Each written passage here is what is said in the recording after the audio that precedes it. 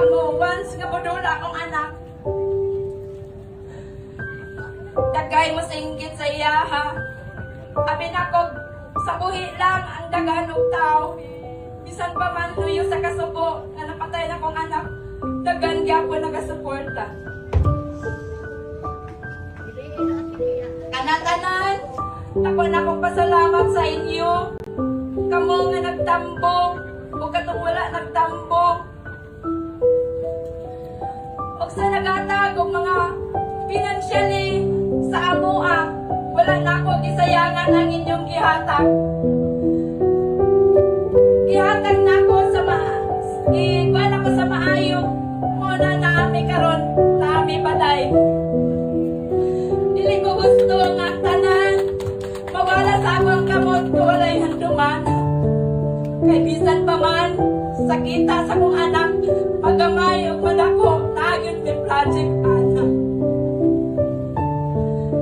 Unya sa tanan nga naghatag og mga bulag, salamat sa inyo. Dili ta naman mo may isa-isa. Apan salamat sa kadagan nga bulag nga niabot sa ako ang anak.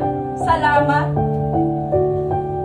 Ang naghatag og mga food, matag adlaw pa mga panuto pa niyapon. Salamat sa mga snack. Salamat sa tanan nga inyong gipaabot sa ako. Labi na usab katong nangunay pagbantay sa ako ang anak, mga barangay tanon. Tanan, hindi na ako isasaon. Salamat sa inyo. O mga international nga nagpaabot og condolences, Luzon, Visayas, Mindanao nagpaabot og gugma. Salamat kaninyo tanan. Kay kung wala inyong gugma sa ako o sa akong pamilya, sa akong anak, mura kong mahugno.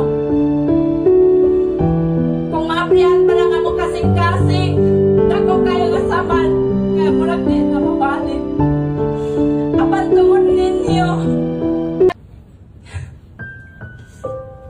Aron, sa tanan, luyo sa kasubo, malipay manusog kami. Pero bisag unsaon na mo palipay.